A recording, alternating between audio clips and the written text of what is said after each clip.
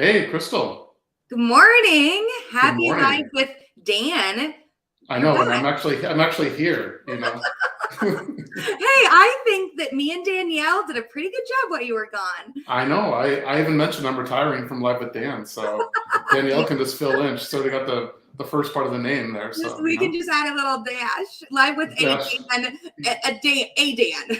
Hey, let's do it. I think that's totally fine. So How was your vacation? Did you get some much needed rest?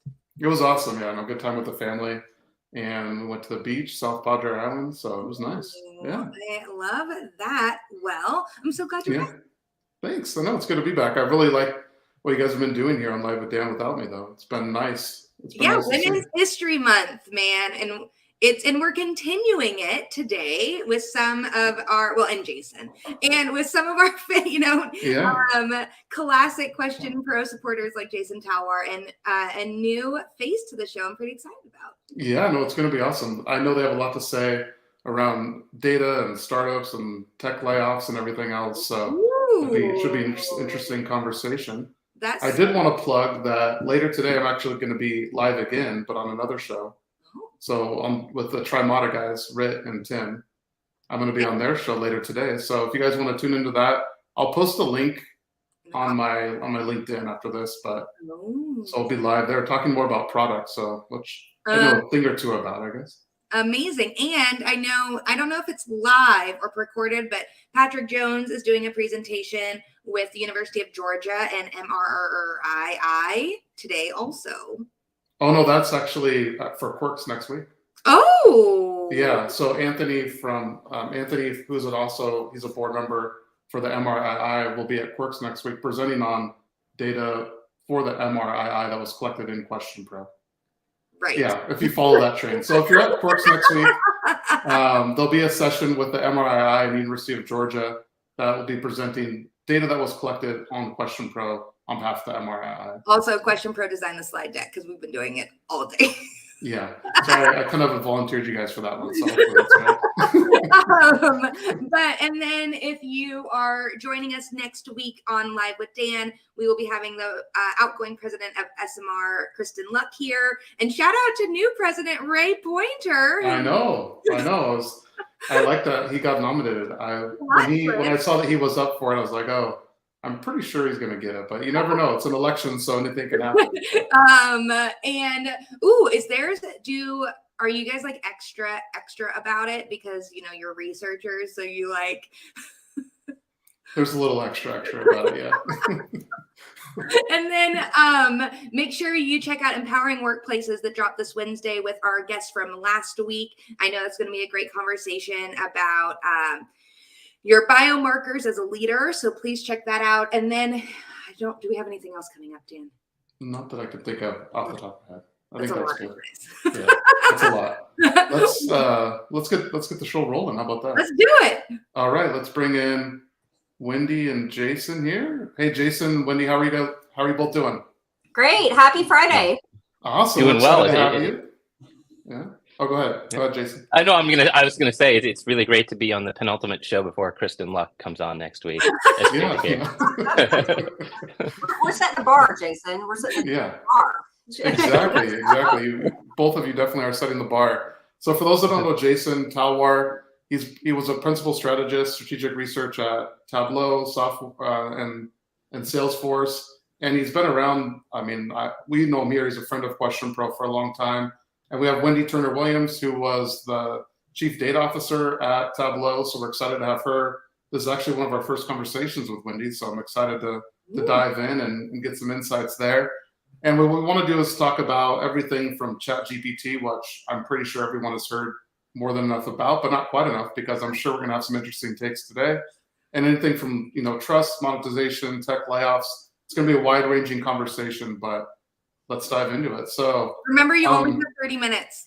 I know that's the problem, but it's my show, so there's really no rules per se. You don't know the rules. There's no rule. The only rules there's no rules. Awesome. So why don't we, kind of kick it off, and Wendy, maybe give people a little bit of background about yourself and kind of what you're interested in, and then we can take it into some more, kind of the wide-ranging topics that we discussed today. Yeah, so my background is data, right? All things data. I've been in the data business for 20 plus years. I've led data, culture and initiatives and platforms and insights and strategy at some of the biggest software companies, in the world, with Salesforce, with Tableau, with Microsoft, you name it. I like to tell people I've been in cloud before there was cloud, because I spent the first 10 years of my career basically in telecom, which if you think about it in concept, it's cloud services. So, I've got tons of experience when it comes to how do you actually create the right culture, bring the right tool sets together to enable your employees and basically your services to have the business impacts or the trust impacts or the cultural impacts to kind of operate effectively, et cetera, at scale in any situation, in any type of culture, et cetera. I'm also kind of a business process automation person, which means that, digital transformation and data, as far as an expertise, really, at all the companies I've worked at, basically, we do a lot of business application automations because, frankly, that's about business processes that capture data points that then drive decisioning to the next, which is just another type of UX type of component than a visualization that's more workflow based, etc. So, I think a lot of CDOs like myself, we spend a lot of time on just digital transformation, all up in strategy alignment and enablement. Got it. So that's a lot of things. I would say, like, just that you're into, from data, the business optimization. So yeah, interesting.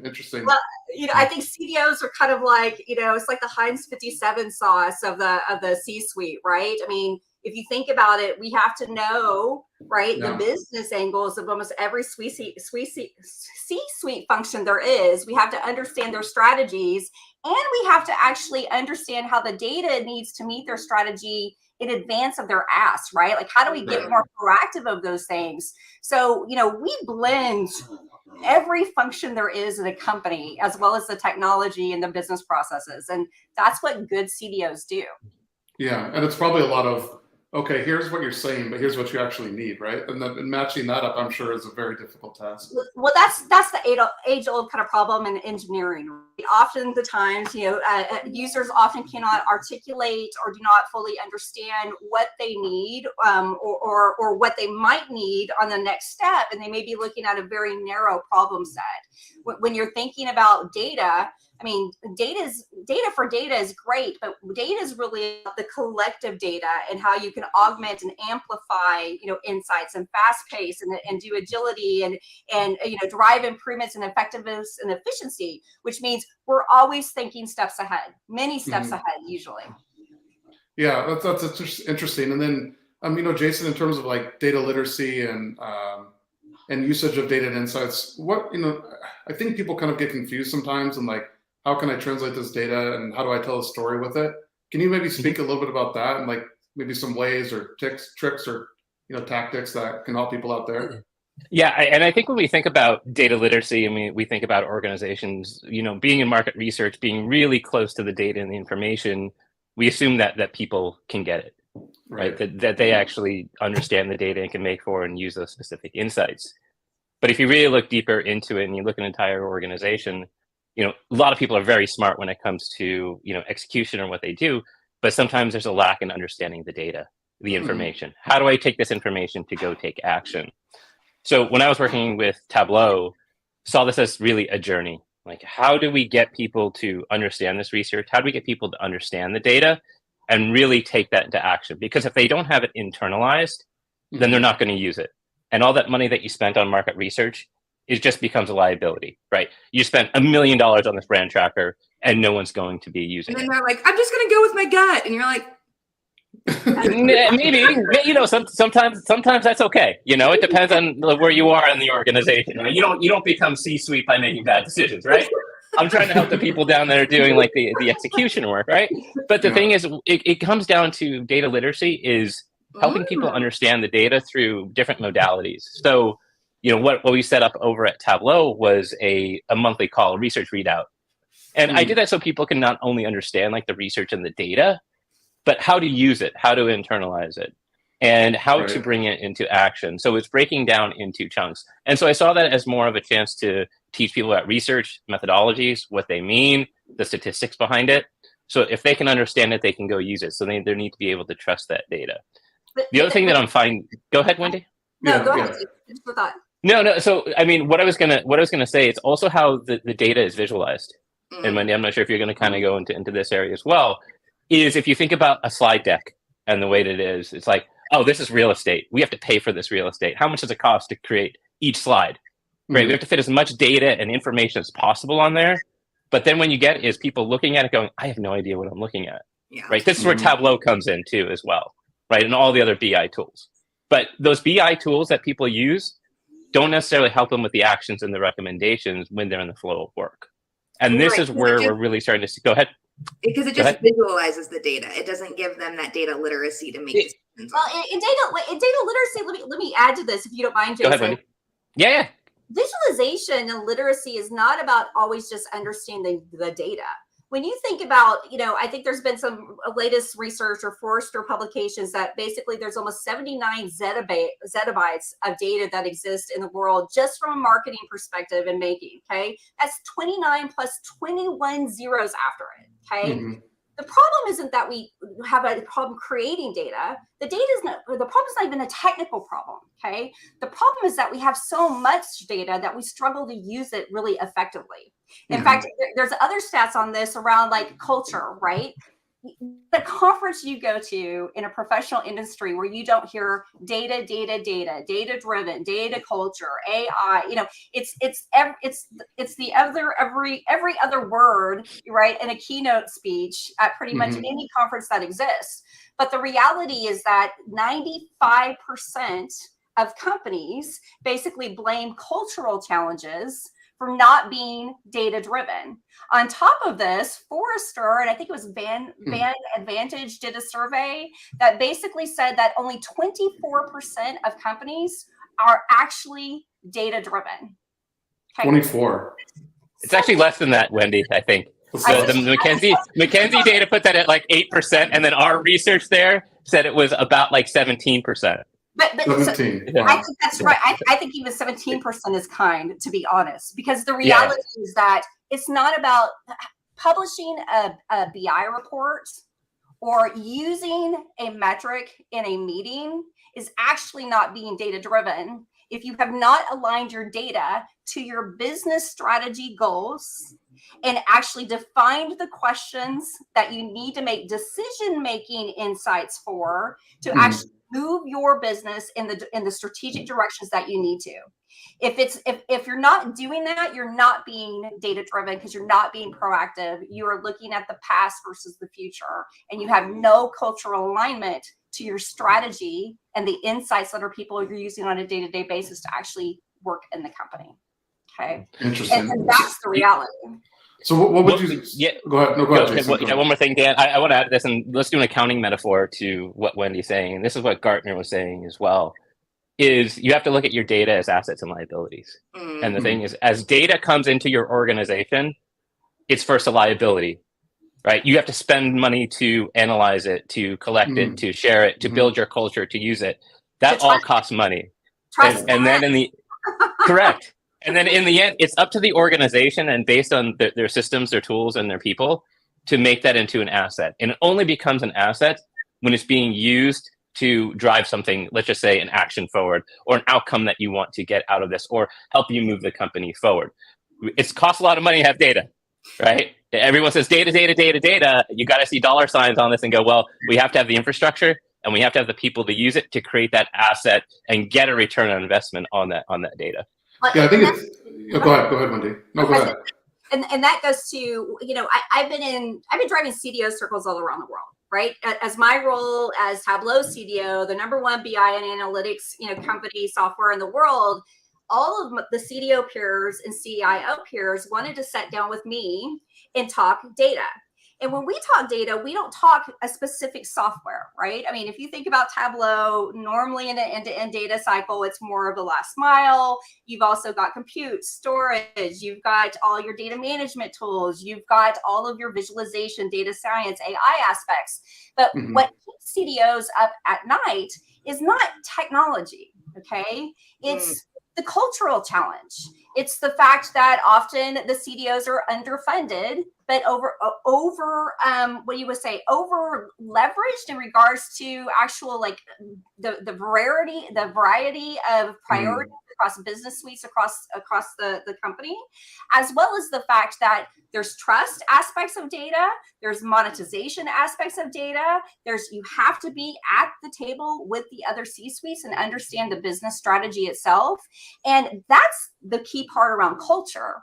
If you don't have data as a first-class citizen and at the table, then data is always a liability point because it's never actually being effectively managed as an asset to actually drive, strategically your company in the right way. And I mean, to me, it leads to like GPT chat. Like if we think about things like that, I'm super excited. I'm just like, wow, think about GP chat, right? Because as Jason and I are saying, whether it's a visualization or just the literacy in general, literacy is about breaking data down to understandable bite-sized components so that people understand where it came from, what it's made up from, how you can apply it, what's the strategy, what decisions it can enable, what is the actual data then, right, for me to make that decision, and what do I need to do next? GPT chat and some of the other technologies are going to really kind of revolutionize, I think, literacy in a whole new way, and no one's nailed the literacy game. In fact, I read there was a statistic I saw just like 2 weeks ago saying that by 2025, data literacy was going to be the #1 skill set that employees are looking for. And when I read that, I was like, what the hell does that mean? Data literacy is the #1 skill set? Well, data literacy is like an event. You're educating and you're bringing literacy to your employee base. It's not a skill set per se because it's many skill sets in one, right? But to me, that goes to why culture often fails and why data is so challenging is because it's people, process, data, culture, and technology all together. And things like chat aren't even going to be as effective as they can be without the underlying data, especially data management. Think ethics, think quality, think, again, those things are going to, GPT chat and all AI initiatives are going to be 100% dependent on those things. So the roles of CEOs become more and more and more important as we enter this knowledge era, which is different than information and data. No, I think it's interesting because I like your point there in terms of, data literacy. I think probably one of the reasons people need more education about data literacy, right? You said, no, it's not a skill set. It's like a ongoing kind of education, right? And then one thing I want to kind of circle back to, and then we can, kind of take the conversation in another way if we want to. We only have 12 more minutes. No, I'm kidding. No, we have as much time as we want, Crystal. We already established that, okay? You said that 95% of organizations blame culture on not being data-driven. Yes. So I guess an obvious question is, what are some steps companies can do to change that? Yeah, I think the #1 thing well, there's multiple steps. One, I think being transparent about what your business strategy is, right? What's the business strategy? And then there has to be a relationship and a collaboration between the business executives, business partners, and business teams with the data teams, right? This is my strategy, not here's just a feature or an asset I'm asking you for a data point. I want to know how you're actually applying it. So that then when I'm working, say, with marketing versus finance, and say we want to grow our go-to-market strategy in a specific company, and we've got, marketing, signals that are going out, we're tracking as far as the usage and the product. You can take product usage plus the marketing actual events plus the actual financial information, and you can get a big picture of go-to-market that goes across the funnels, right? Now, what really happens in most companies is that marketing team comes to you with one little ask. Finance team comes to you with 2 more little asks. product has 3 more asks and they're buried down in prioritization, and the data teams don't know that they're interrelated, right? So again, the biggest thing is back to culture. Data is part of it has to be data by design, right? It has to be a data mentality that everything you're doing from a business perspective has a data angle, right? And are you actually communicating that effectively and partnering with your teams to bring that to reality and them to understand? Because again, to get to a point where you're monetizing the data in a new way and you're amplifying on top of insights to big picture world, right, across functions, which is where everybody wants to go. It's about knowledge of all the processes, and you usually have to go chase it. You have to chase it down versus people coming in and partnering up front, and equally with us. It's also about funding, right? Think about CDOs. It's still really new, right? CDOs are really new. There's a lot in the US. Most software companies, go look at Google, go look at Microsoft, go look at Facebook. They don't have a CDO. If they do it themselves and it's a field CDO that just works with CDOs in the field, they're not doing the internal job, right?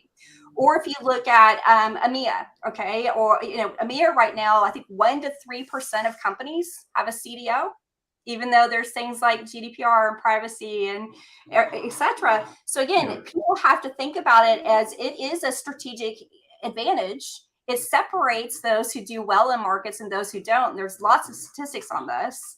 It's key to your trust. And more importantly, there were even on the literacy perspective, there was a Forrester survey we did last year in partnership with Forrester that found, like, I can't remember the exact numbers, but it was like 85% of both employers and employees felt that data was critical to their jobs. But only like 36% of employees actually felt that their company was investing in their skills and their ability to work with data. Yeah. How can you have this? Wendy, you're picking up on something like, so I presented this last year at Tableau conference, and I did a research study that basically built data personas of organizations. It was like a Myers-Briggs based type of research where we have people fill out an assessment and to assess themselves and their organization based on different aspects of how they use information and how they use data within the organization, leadership, the employees, access to data. And what we found through this is that, hey, once again, there's about 15 to 17% that are data driven, but then we talk to the long tail of other folks, and they're in different areas in different ways in terms of their data journey. And there was one organization during this research that I talked to, and this was a company in the Southwest. And what they were trying to do was do digital and data transformation. They were number 5 in their market. They weren't really using data effectively. So they bought in a transformation team, and their CIO, CTO, they hired people to come in as a separate committee to come in and help them build this new organization based around data literacy, data driven, and we're going to do this. And what had happened during this process, and this was like a 3-year transformation, they lost about 30% of their employees as a result of this. But it was good attrition. Everyone who was coming out of the organization did not have the motivation or didn't want to learn about data or up their skills. They were just stuck really in their own ways. There's a motivation component to this in terms of how people want to be able to move forward, or learn data. And what had happened was they replaced all those people who did not want to learn or become data literate or be part of this new high-performing organization. They replaced with people who were data literate or who could bring it over. So what you are left with is an organization of people who were motivated before to want to learn and also bringing outside people, right? So you have to think about this also from a organizational standpoint and how you hire and how you bring things in. You could do all the training that you want. Hey, here's training. Yes, the people that are motivated are going to go through it. The people who are not will not go through it, right? They're just going to be like, yeah, I'll sit here for an hour. Thanks for the training and move on, right? And this is where you look at, and I was flying back from TC last year, and I was sitting next to someone from a big financial organization, and I was asking him about like data literacy and how their organization, and he kind of chuckled a little bit, just a little bit. And he was like, yeah, this is where we work. We don't have this problem. Like everyone we have within our group and our team and our organization is very data driven. They were the ones that would probably be in the top like 10% in terms of like data. But once again, those people are potentially harder to find because there's a data literacy gap or being able to use data. And then the people that are more in these top organizations that can afford these players, they're the ones that are really getting those benefits. Right. I'm not saying, hey, this long tail can't do this or these startups, but yes, there is something that is around there that is more, let's just say, intangible, or we're not thinking about, of like, why are these companies leading, and who are the people that they're hiring to come in and do those works to make it a data literate organization versus having to upskill and train. Go ahead, Wendy. I need a thought on this. And then let's change topics. No, I could see Crystal's mind going. You've got 5 minutes. I got 5 minutes. No, we got 6 minutes if we need to.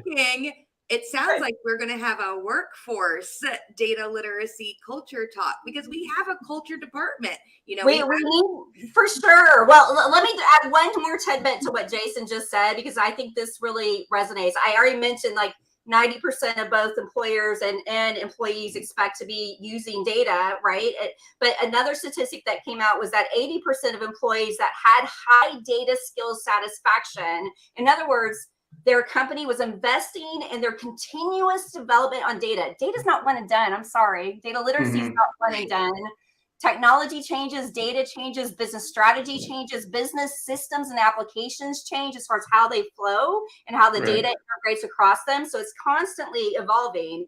But and 53% of those are more likely to stay at a company that actually invest in their data literacy. So this is a retention play, right? As we're moving more and more towards this knowledge era, right? With TV chat everywhere, then becomes about, again, how do you make a decision based on all of the knowledge, which becomes the human angle, and how can you gut check or really question those data points in the right way through your data literacy skill ups? And that's going to separate the employee base that's really, really highly attracted, that you want to stay, and the companies that are investing in them to do it, because this is the future, folks. This is the future. Robotics, AI, all based on data foundations, 100%. Neuralink. Yeah, exactly. Too far. No, you don't want to go into that, right? We don't. No, want that's to a whole other conversation. Okay, so another conversation. All right, no worries. So maybe we can talk a little bit about what Jason and I are up to now. So yeah, that's what I want to talk about. So kind of transitioned into, tech layoffs. Obviously, I mean, you guys are no strangers to that, unfortunately. But Wendy, one thing that was interesting to me is you talked about kind of led to a tech layoff community, and then obviously what you guys are both into now. So obviously some good can come out of it, hopefully, right? That's the main hope. So I think a lot of good can come out of it, right? I mean, in darkness comes light, right? And lots of opportunity. So just to kind of, bring those up to speed, I'm sure everyone's heard there's been layoffs in tech, and tech is not doing well right now, right? You can't turn on the news or read an article without something around banking or layoffs or whatever. But back in January, when Salesforce basically did their 10% layoff, I think day one that happened, I kind of went into action and started up a Slack community for folks that I knew that were impacted. And I did that for a couple of reasons. And I'll go into how that's grown and how that's leading to where we're going now.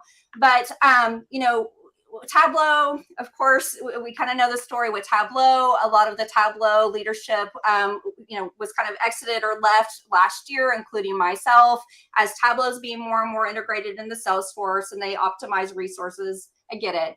But anytime you're going through a career change and you're looking for your next roles, etc., your day-to-day life, how you operate, completely changes, right? For those that are in the professional world, you go from all these meetings and slacking and way you're talking and communicating with your teams and lots of projects. And so when this happened, I just knew what I had been going through for the last several months, and you lose the means to communicate and have a community that supports you, okay, without doing extra hops and working. So I set up a community. That community is now 5,000 plus, not just that's amazing. But Microsoft, Amazon, Twitter, you name it. We've got small companies, not even big tech companies, that are in there. And basically what we've done is we've formed a community that is crowdsourcing jobs, crowdsourcing referrals, training. We're reviewing resumes. We've got recruiters who are hiring, coming directly into our community, posting jobs and pulling talent directly there. And to me, this shows a shift from like the LinkedIn and the Indeeds, etc., to where it's on you as an individual to go and search for jobs, and then it's on to the recruiter to go through 2,000, submissions or 5,000 submissions to then come back to you. Here it's all communication, crowdsource, real-time communication enablement, and it's been really successful. I've had thousands of thank yous, thousands of whatever. So well, that's awesome. That's a great story. I love that. Yeah, it's been impactful. I mean, it's been impactful, especially for those on visas who needed help, like immediately getting jobs, etc. I have sent probably hundreds of introductions for people into companies to try to get them at the top of a list for a recruiter or get them an into blah, blah, blah, because people's lives and their families and everything depend on this, on that. So that's amazing. I love that you did that. That's I'm sure the thousands of thank yous probably were nice to hear too, but they I think it's awesome. were, but I mean, I did it because it needed to be done. And as a person, I'm like, your employees matter, okay? And people matter.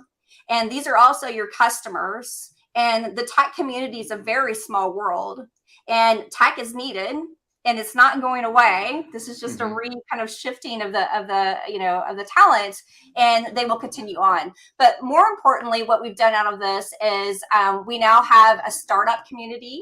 Now we're having our first official pitch day where we have between, I'm still trying to get the right number, but probably between 15 to 20 pitchers. We've got over 20 VCs and angel investors coming to pitch day on April 14th. So just like the dot-com bust or 2008, right? In darkness comes light. There's a lot of very smart people who have a lot of really good ideas. And we're using this community to spotlight them to basically create new innovation as well. And that's pretty cool, including what Jason and I are doing. We got a new company we're launching. Jason, you want to talk about it? Well, Vivek's going to be a judge on that one as well, on that startup community as well. Oh, interesting. I love that. Yeah, exactly. So I think looking kind of my background as well, and thinking about, we were talking to Wendy and Andrew Beers and some other folks about, hey, we should get together and start a consultancy. I mean, what we do, people want to consume and they want to learn. And when we think about like the industry right now in terms of how people are hiring and where they're shifting the resource strategy, especially during these downturns, we see that, hey, maybe FTEs are going down, but it means they still need to fill these gaps. Right. And usually what they'll do is they'll turn to consulting. It's efficient, it works, it gets them what they need without having to hire an entire team to get that done. Yeah. And thinking about like the market right now where that need is, like, hey, people are reaching out to Wendy. People are reaching out to me. I'm like, hey, Jason, I need to understand the market. I need to do this. I'm like, wow, people are coming to us because they want to really, move their data strategy forward, or they're a startup and they need help and advisement. So this is where we kind of came together and we're like, hey, Wendy, you're really great at like the CDO stuff. You understand data transformation. I'm on the other side of the data spectrum. How do we use this data and information to make decisions, but also intelligence on the market? Right? People are wanting to know, what should I do? Go-to-market strategy. What is the competition doing? Right? And kind of bringing that under one house. In addition to that, we're also looking at this from an entire spectrum of connecting people to data and the people that know about data. So this is where it comes into things like executive placement. We are bringing someone, Kyle, right? He's coming in from Meta as a recruiter, and you guys need to talk to him. He's full of energy. Like, he is infectious. He's like, let's go do this. Let's go do it. Yeah, I know this guy. I know this person. Let's go make things happen. But in the end, we're making things happen for people that want to make use of their data and information. And this, we're coming here to really help, is doing, once again, the people part, the advisory part, and then also on the intelligence side, get really under one roof. I think it's cool that it's a good like stewardship of it, right? Too, of like making sure that, hey, people want like a chief data officer or someone in data to transform, and you guys are like, okay, we're the go-to source. Like, we have these guys here. Here you go. Talk to so and so. I think that's or maybe that's they awesome. can't afford a full-time FTE. They need a fractional. Again, sometimes a lot of startups, especially data-related startups, there's nothing better that you can show your customers than how you are actually a data-driven company and how you use your own software to move your own company, right? How that integrates into the norm with the other infrastructure that people use. That speaks to your customers because that's your customer's actual experience, right? Right. And you being able to show your goodness to them sells, okay? And so we have I get asked every week, I have requests from startups or companies that are like, can I show you this? We're working on this build. I want to know what you think about it, or would you use it? Or I need help with my strategy. So as Jason said, I mean, we're SMEs in this space. We've worked at proven brands. We know what we're doing. We know the choke points. And my job isn't necessarily to do it for you. I want to help you to be as best as you can be in your job. And I want to give you all the tool sets to do so and train you and advise you as a part of doing that, right? Which is very different than a lot of the consulting companies that come in and do it for you and then keep doing it for you, because why would they ever stop doing it for you when that's their model, right? Yeah, it's true. I mean, it's a good point. Yeah. You're never going to learn. I want people to learn how to do the role. Data is that's how much I feel data is important to our future. Like I want people to be successful. And I want right. And Wendy, you're talking about the Vygotsky approach here to learning and understanding. You know, they get to a certain point and they need someone else to help them get to that next level without having to do it for them. And that's where this idea comes in of, yes, we're here to elevate. We're here to help you learn. But when it comes to like execution, like any type of learning situation, you have the knowledge. You have to go execute on that. You're going to be much better. You're going to be much better. You're going to be much better off as a company that can do this on their own, rather than having to do it. It's like, oh yeah, like math. It's like, oh, you help your kids with your math homework. You do it for them. They never really learn and they never really grow. And then when it comes to time to do the math, they can't do it. Right. The whole point is you want to give them the skills. You want to teach them what they need to be able to do, and then do it on their own. It's way more efficient to do that as well. Except for math, I can't figure that out. I gave up. There you go. I mean, well, sometimes, hey, it doesn't work out. But if you're motivated by it and you want to learn and you want to grow, then the motivation part comes in there. So point is, welcome Pivot MR. That is our new company we've launched. We don't even have a site yet. So this is the first time we've made it like public. Ooh, awesome. In the chat channel. Never mind. And Pivot MR. Keep your eye out. We'll be putting a LinkedIn page probably next week. And we want to do some impactful things. And again, we want to help people use data and have the impacts with their companies that we should have in the world. One out there, the MR, as I know the audience is probably primarily like market research, MR. It's not market research. It actually stands for moving range. And moving range is that. It's actually a analytics term, right, Jason? But I'm very like conceptual type of person and visual. I'm like, think about it. We're pivoting out of Tableau and we're doing a moving range to help others based on their need.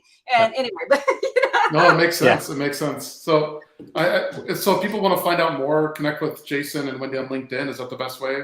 Yeah, I think for now. And then again, keep your eye out on posts around the brand launch, etc. There'll be a page so you can contact us. But we're excited, and I'm ready to change the world. And let's see how we can make things like AI and chat much more effective and scalable. I can definitely feel the energy. I love it. We'll have to do maybe come back in 6 months or so and do a check-in and see where you all are at. So that's 2 hours next time, so we can really. We'll book 2 hours. So. hey, Dan, Crystal, are you guys going to TMRE this year, or not TMRE, IIEX in Austin? Yeah, we'll be at IIEX. Yep. All right. Yeah, cool. I'll be presenting there, so it'd be great to see you guys as well. Awesome. So, amazing. Yeah, I would love it. It's not till like May. I didn't even put it on our list. I know it's a couple of months from now, but yeah, I'm excited to see you guys again. Yeah, that'll be awesome. Looking forward to that for sure. Awesome. Well, hey, thanks, Jason. Thanks, Wendy. It was great to have you on the show today, and best of luck in the new venture. And of course, reach out to us if you need anything. But definitely appreciate it. Will do. Thank you guys so much. Everyone have a good weekend and happy Friday. Bye, guys. Thanks, Dan. Thanks, Crystal. Bye. All right. Bye.